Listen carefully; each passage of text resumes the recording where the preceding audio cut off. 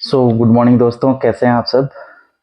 पिछले वीडियो में आपसे प्रॉमिस किया था कि जो मोटिवेशनल स्पीकर्स और जो भी बिजनेस गुरु है उनके बारे में एक वीडियो बनाएंगे, लेकिन उसमें कुछ पॉइंट्स अभी बाकी हैं, तो वो थोड़ा बाद में करेंगे, नेक्स्ट से नेक्स्ट में करेंगे। आज बात करेंगे वेस्टर्न जो भी एक नैरेटिव है कि वेस्ट में महिलाओं को ज़्यादा आज़ादी है और हमारे जो साउथ ईस्ट एशिया है, इंडिया, पाकिस्तान, बांग्लादेश या इस साइड थोड़ी कम है। ये हमेशा से एक वेस्टर्न नैरेटिव रहा है। वेस्टर्न नैरेटिव में उनके यहाँ पे महिलाओं को आज़ादी के जो मायने वो सब अलग अलग मानते हैं। अपने देश में भी पूरे अपने पुराने अगर अपन समय में देखें तो भी महिलाएं पूरी मतलब हर क्षेत्र में आगे थी। युद्ध में महिलाएं आगे थी। अपने अगर शिक्षा लेनी हो तो उसमें भी महिलाएं आगे थी। वेस्ट में लेकिन उनके यहाँ नैरेटिव है कि वो उनके यहाँ पे क्या कि कुछ उनका लिबास के बारे में आप कह सकते हो वो थोड़ा खुला है, या उनके यहाँ पे कुछ ऐसी चीजें हैं जैसे हेड स्कार्फ वगैरह वो नहीं करते हैं, तो वो उसको मानते हैं कि वेस्ट में महिलाएं ज्यादा ओपन थी और यहाँ पे यहाँ हमारा जो वो थोड़ा सा कंजर्वेटिव था साउथ ईस्ट एशिया का। पहले अपन एक ही थे, इंडिया पाकिस्तान बांग्लादेश, तो मैं इसी रीजन की बात कर रहा हूँ। अगर बात करें तो ऐसा कोई काल नहीं है जिसमें अपने यहाँ पे महिलाएं किसी चीज में आगे नहीं रही हो, या ऐसी कोई बात जो अपन अकबर अपनी जो दो रामायण और गीता है उनके हिसाब से भी देखें तो कोई भी ऐसा कोई सीरियस टॉपिक जो ऐसा नहीं था कि उसमें महिलाएं आउट थी। दुर्योधन रामायण का युद्ध में जो भी बात करता था तो उसकी माँ उसको राय देती थी, और श्री कृष्ण है वो भी अपनी माँ से बहुत अटैच थे। अर्जुन ने तो अपनी माँ के वचन पे क्या क्या कर दिया। तो ऐसा है ही नहीं कि महिलाओं के अपने यहाँ पे कोई इज्जत कम थी या इज्जत नहीं थी। ये एक अभी बस पिछले 100-200 साल का ये नैरेटिव है कि सब वेस्ट की महिलाएं ज्यादा आजाद थी, स्वतंत्र थी, और हमारे यहाँ की महिलाओं की वो स्थिति नहीं थी। उसमें और भी कई रीजन रह गई। हमारे अंग्रेजों के आने से पहले कुछ आक्रमणकारी जो मुगल थे, तो उनके आने से उस टाइम पे जो अनसर्टेनिटी क्रिएट हुई उससे थोड़ा सा उनकी पोजीशन में चेंज आया, इस बात में कोई दो राय नहीं है। और उससे पहले महिलाओं को शिक्षा लेने की आज़ादी थी और नेतृत्व करने की आज़ादी थी। झांसी की रानी का युद्ध आपने देखा है कि उसने अंग्रेजों के खिलाफ संग्राम में लिया, तो अगर ये आज़ादी नहीं होती तो कोई ऐसी थोड़ी हो, तो उसको ऐसा तो है नहीं कि वो कोई ऐसे ही घोड़े पे निकल गई। उसने बेसिकली पहले ट्रेनिंग ली थी युद्ध लड़ने की, लड़ाई लड़ने की, तभी तो उसने जाके लड़ाई लड़ी। तो हर क्षेत्र में अपने यहाँ पे मतलब रामायण काल में, महाभारत काल में और उसके बाद में भी बहुत लंबे समय तक था। ये तो कुछ जब परिस्थितियां बदली पिछले 1001 सालों में या उससे 500 सालों में ज्यादातर, तो ये स्थिति थोड़ी खराब हुई उसके बाद में। मतलब थोड़े से कोई सिक्योरिटी इश्यूज भी हो गए बाहर जाने में और कई कारण हुए, तो उसके हिसाब से थोड़ी सी सिचुएशन चेंज हुई। अगर बात करें नेतृत्व की, तो आज आप अपन इंडिया पाकिस्तान बांग्लादेश की पहले बात कर लेते हैं। इंडिया पाकिस्तान बांग्लादेश में तीनों देशों में, जबकि दो तो उसमें एकदम हार्ड कोर मुस्लिम नेशन है, और इंडिया अपने यहाँ पे भी महिला प्रधानमंत्री रह चुकी है। इंदिरा गांधी जी आजादी के मतलब 20 या 30 साल बाद में प्रधानमंत्री बन गई थी, तो वो टॉप पोजीशन थी जो अगर अगर उसमें देखें तो राजनीति के हिसाब से पॉलिटिक्स में टॉप पोजीशन थी। और फिर अपने यहाँ पे सबसे बड़ा पद राष्ट्रपति का माना जाता है। राष्ट्रपति के पद पे दो महिलाएं रह चुकी, एक तो अभी भी हमारी महिला है जो महिला राष्ट्रपति है। और अगर पूरे भारत की बात करें कि ठीक है इनको किसी हिसाब से कोई चांस मिल गया या वैसे था, तो ऐसा भी नहीं है। जो प्रतिभा देवी सिंह जी थी वो भी कोई बहुत बड़ी कोई राजनीतिक घराने से नहीं थी। अभी द्रौपदी मुर्मू जी हैं तो ये भी ऐसा नहीं है कोई बड़े राजनीतिक घराने से थी। इनके पापा या इनके फैमिली में कोई भी पहले कुछ बड़ी पोजीशन होल्ड किया हो, तो ये अपने यहाँ पे ऐसा है ही नहीं कि, लेकिन ये वेस्टर्न नैरेटिव है। वेस्ट ये मानता है कि यहाँ इन देशों में महिलाओं की स्थिति उतनी अच्छी नहीं है और वहां की महिलाओं को ज्यादा आजादी है।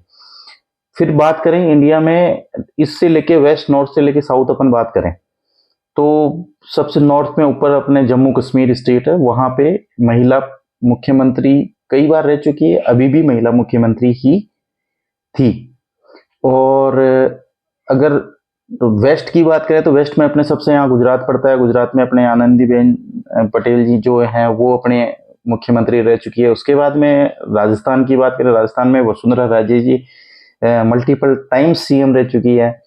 उसके बाद में अगर ईस्ट की बात करेंगे तो वहाँ पे अपने ममता बनर्जी हैं, वो लंबे टाइम से सीएम है। उसके बाद में अगर सेंटर की बात करें तो सेंटर में अपने शीला दीक्षित जी हैं, वो बहुत लंबे टाइम तक मुख्यमंत्री रही हैं।